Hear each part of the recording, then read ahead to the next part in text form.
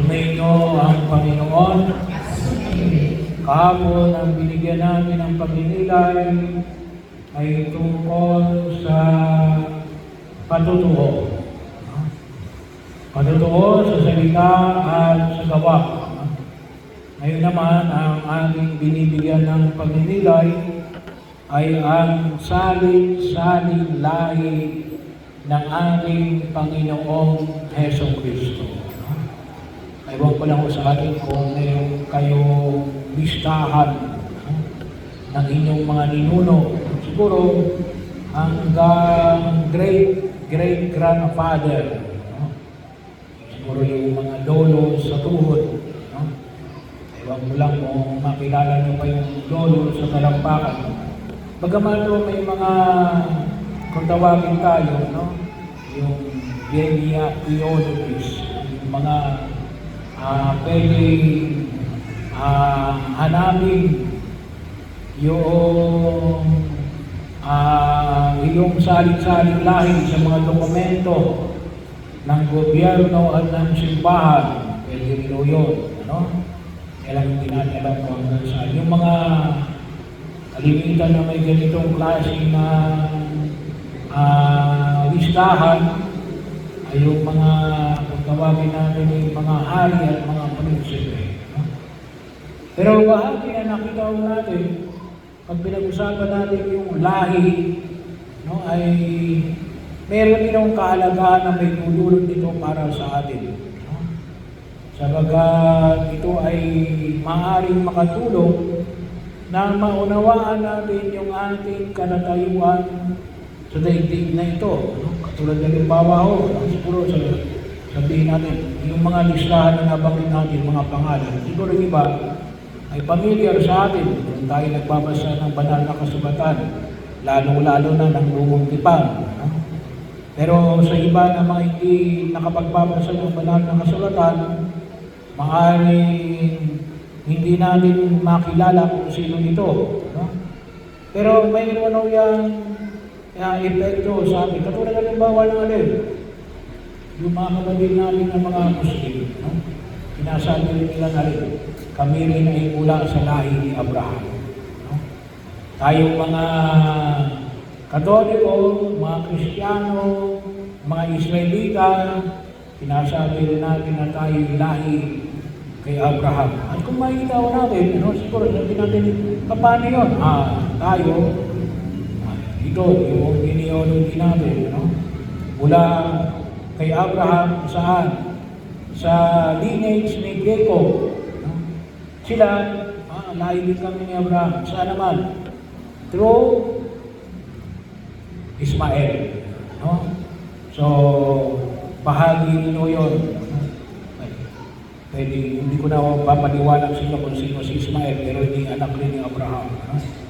Pero pareho, tama. Kami ay mula sa lahi ni Abraham. Pero ibig sabihin, may naitutulong mo sa atin kapag yung ating mga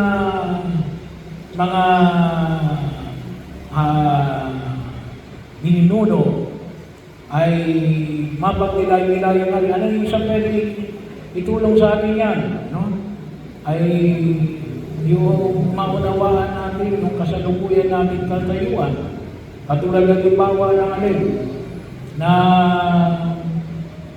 sakit. May mga sakit ko kasi na pinamana Kaya kapag nalaman natin na itong lahi ko ay halimbawa ako ay kalimitan na matay sa heart attack, most probably, not automatically, ay baka may bahagi rin ito. Lalo-lalo na kapag yun ay bahagi, medyo mas malakas kapag mula sa lahi ng nanay. Pero yun yung ibig sabihin, ay pwede yung makatulong sa atin na maunawaan yung sarili natin katayuan kapag maunawaan din natin yung ating mga ninuno. Pangalawa, nais na ipabalik ko sa atin ang pumikapal na alin. Na nais na ipakilala natin si Jesus ay Diyos na naging tao. No? Hindi lamang siya Diyos. Hindi lamang siya tao. No? Siya ay Diyos na naging tao. Kaya nga, higit na makahulugan na makita natin yung pinagdiriwang natin yung December 8, yung Immaculada Concepcion. Bakit? Kalisinisang paglilihim kay Maria para ma-exempt si Jesus sa kasalanang mana. Gawa ng si Maria ay pinaglihim walang bahid ng kasalanan.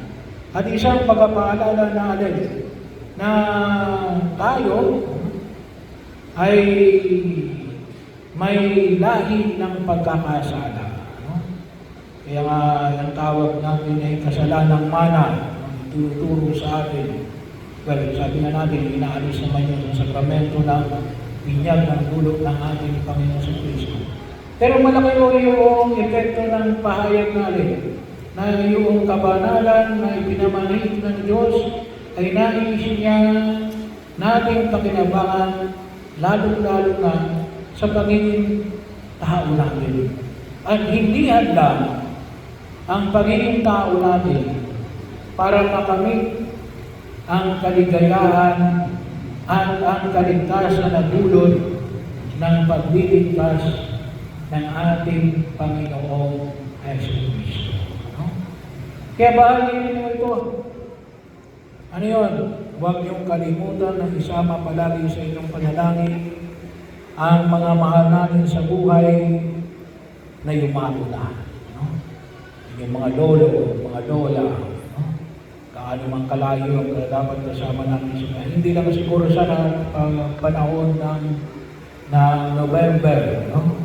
Ngunit maging bahagi na nawa ay makita natin yung pagliligtas ng Diyos sa pamagitan ng patuloy nating panalangin para po sa tinatawag nating mga mahal natin sa buhay. May tinatawag din tayong generational seal. Ano? Baka mamaya ay bahagi yun, hindi natin namamalayan. Ano? Ay nakaka-apekto sa aming pagkilos gawa ng mga kahinaan at kakulangan na dumaloy sa ating lahi. No? Pero anong ipinapahayag ni Jesus? Na nawa, yung lahi ito ay lahi na kanyang malinis, kanyang maibigay yung hinihingi ng pinatawag natin pagpapala ng Diyos. Kaya bahagi rin ito, no? Yung panyaya na pinapayag na Jesus, sabi nga, tayo, sa ating pamilya, sa ating angkan, tayo baga ay tumutulong na ibaon natin ang ating lahi sa pagkakasala. Ang tawag na natin ay disgrasya. Tinatawag disgrasya. Yung sabihin ng disgrasya out of grace. Walang grasya. Walang grasya. Kaya ang tawag ay disgrasya. Walang ang grasya. So, or tayo ay bahagi ng pinagpapala ng Diyos. Grasya ng Diyos. Kaya natin natin. Ano ba yung pagkilos natin sa daigdig na ito? Tayo ba'y tumataan sa landas upang hindi tayo naging kabahagi sa pagkapala ng Diyos?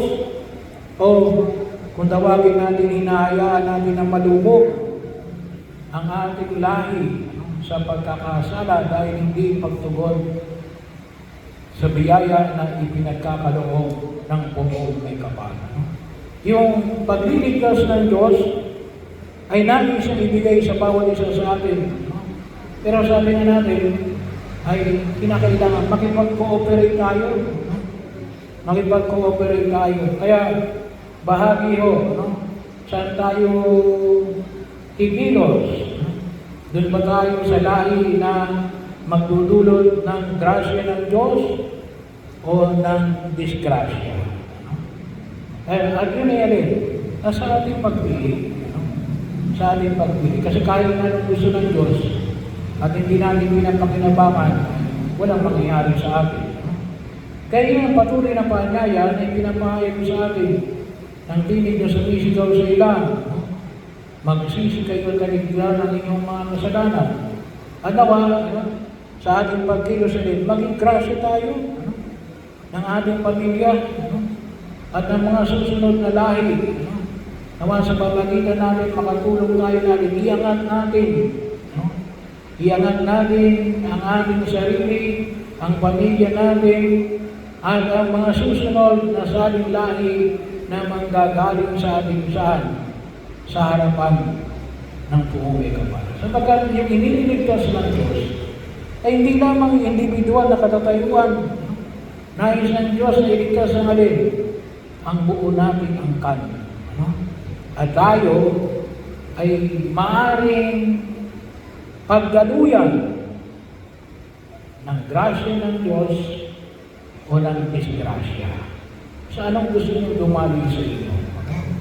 Grasya ng Diyos o disgrasya? Kaya, nawa, mapili natin. Kasi kahit anong gusto ng Diyos, kaya yung panyaya ng buong may kapal.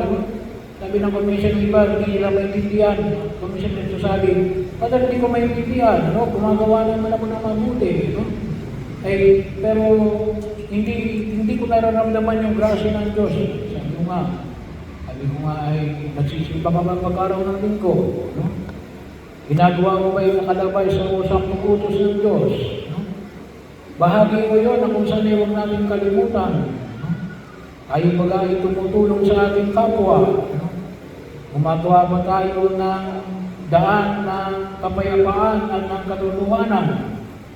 Kaya sabi nga natin ay makita natin ito bang pagkilos na ito ay isang pagkilos ng grasya ng Diyos na dumadaloy sa ating mga dugo.